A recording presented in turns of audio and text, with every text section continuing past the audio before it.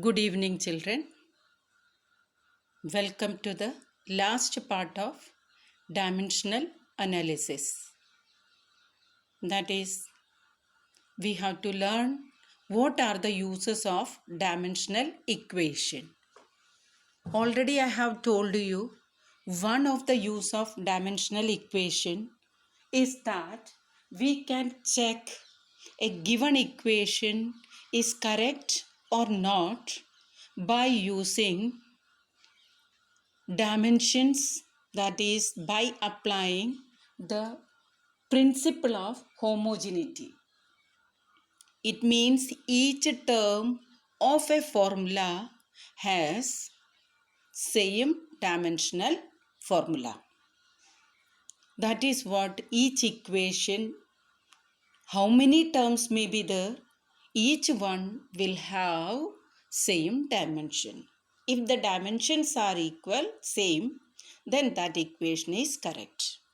Another use which you have to learn is to convert unit from one system to another system. For that, let the value in one system is n1, and in that system let the unit is u1.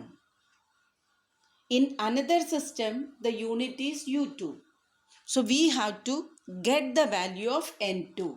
That means it is the value in the other system. For example, one example I have already explained, to convert 1 Newton into dyne. That is 1 Newton is equal to 10 to the power 5 dyne. Similarly, I am telling you another conversion. We have to show 1 joule contains 10 to the power 7 erg. So here N1 is equal to 1. N1 is equal to 1. In that system, unit U1 is equal to joule. And another system unit U2 is erg. You have to get what is the value of N2. That is, we have to find out the N2 value is 10 to the power 7 by using dimensions. So children, in the formula already we have learned, I have written here, from this make N2 as the subject. So when you make N2 as the subject, the formula becomes N1 into M1 power A divided by M2 power A. So I have taken the power out, that is M1 upon M2 power A. Similarly, L1 upon L2 power B, T1 upon T2 power C. So in this example, we have taken 1 as the SI system and 2 as the CGS system. Since joule is in SI system, erg is in CGS system. So we know this joule and erg are the units of work or energy. So its dimension is m power 1, L power 2, T power minus 2. From that, we will get the value for A, B and C. The power of m is taken as A. So in the formula, the power of m is 1. It means the value of A is equal to 1. Similarly, B is the power of L. So here the power of L is 2. It means B's value is 2. Next, here the power of time is C. And here the time is minus 2. It means C is equal to minus 2. So these values of A, B and C we put in the formula in place of A, B, C. We put the same values. A value is 1, B is 2 and C is minus 2. Next step is M1 means the value of mass in the SI system. In the SI system it is 1 kg. I have converted to get the ratio. I have converted into the same unit. So here it is 1 kg converted to 1000 gram.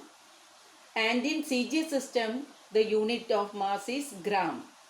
Similarly, in the SI system, length is in meter, 1 meter. I have converted to centimeter to take the ratio. Similarly, in SI system and CGS system, time unit remains the same, that is second. After putting these values and substituting the values of A, B, C, we are simplifying. Gram, gram cancel, centimeter cancel, seconds cancel. What all things are left? 1000 power 1 is left. I have written here. Then 100 power 2 is left. 100 power 2. Do the simplification, we get 10 to the power 7. It means N2 value is 10 to the power 7. So 1 joule is equal to 10 to the power 7 erg. We proved with the help of dimension. So we use dimension to convert unit from one system to another system. Like we have already learned, 1 Newton is equal to 10 to the power 5 dyne. Already explained. Similarly, 1 joule is equal to 10 to the power 7 erg.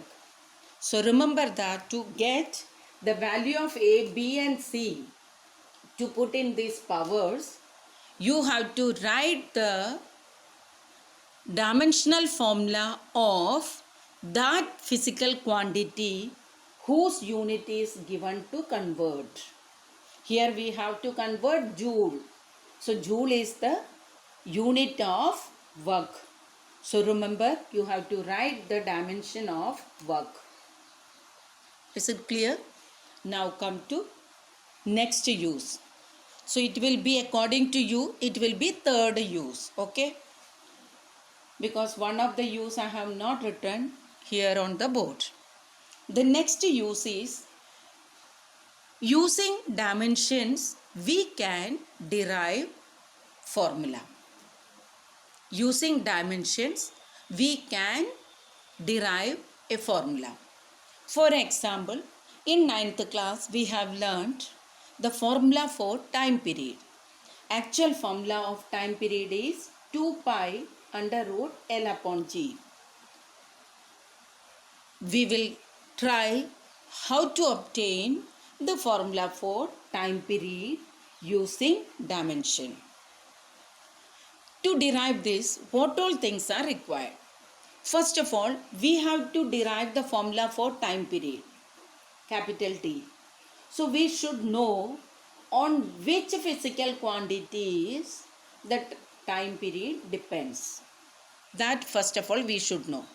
So let us consider the time period of a pendulum depends on mass of the pendulum. We consider it. It depends upon the length of the pendulum, effective length of the pendulum, and acceleration due to gravity. Let us consider the time period of a pendulum depends upon mass of the pendulum, effective length of the pendulum, and acceleration due to gravity of the pendulum. So how many times it depends? On mass it depends upon A times, A power. For length, B power. For acceleration due to gravity, we consider, let it be C times. Next step is proportionality changes to equality with the multiplication of constant K. We got this equation. Next step is, we are going to write the dimension of each quantity we have considered. So here mass we have considered. So mass of the pendulum, its dimension is capital M. Let it be depending A times, A power. Effective length according to dimension capital L. How many times? Let the power is B. Next one, acceleration due to gravity. It means its dimension is LT minus 2. So L 1 time, T minus 2 times. G power is C. It means LT minus 2 whole power C. Dimension of G is this one, LT minus 2. So the next step is, here we have to put the dimensions. After putting the dimensions, we are going to simplify by taking the base together. T, time period T can be written as T power 1. So length will be 0 times and mass will be 0 times. We have substituted all the main fundamental quantities so that we can compare the powers of base M on both the sides. Similarly, powers of base L both the sides and powers of base T on both the sides. So for that we have to do some simplification here. Open the bracket. So L power 1 into C. Here is L power B into L power C.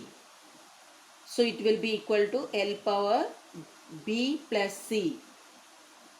Next one, exponential rules. T power minus 2 into C. So T power minus 2C.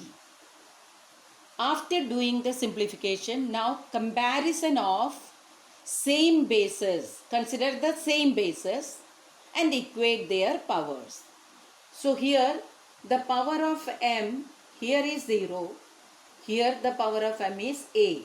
So when we equate the powers of M, we will get A is equal to 0. I have written here. Similarly, equate the powers of T. Here the power of T is 1. Here the power of T is minus 2C. So minus 2C is equal to 1.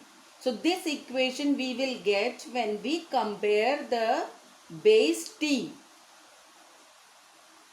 So from this we get, do the simplification, we get C is equal to minus half. Next step is comparing the power of L on both the sides. Here the power of L is B plus C. Here the power of L is 0. It means B plus C must be equal to 0. B plus C is equal to 0. But we know C value is minus half. Substitute here. In place of C, we put minus half. From this, we get the value of B equal to half. So children, you can see there are three unknown quantities A, B and C. To solve that, we are getting three equations. One is this equation, another is this equation and another is this equation. See, first, second and third equations. So three equations and three variables, small letter A, B and C. We can solve it. After getting the values of A, B and C, next step is you have to put those values of A, B, C in the original equation. So T is equal to K into M power A. A here is 0. L power B, L power half. G power C, G power minus half. Power half means root. Minus means in the denominator. So we get the equation for time period of a pendulum T is equal to K into under root L upon G. This much we could obtain using the dimension. So it is the limitation of dimension. Already in the day before yesterday class I have told you that there are some limitations in the dimensional analysis. We cannot come to know the value of constant. We could obtain the time period formula as T is equal to K under root L upon G. That K constant we know, in fact it is 2 pi. So it is the limitation. We cannot get the value of constant. That is the limitation of dimensional analysis. Okay children, with this topic our third chapter, that is dimensional analysis, is over. Take care children, go through the topic, derive the formulae and practice the uses with another examples. Okay, bye children.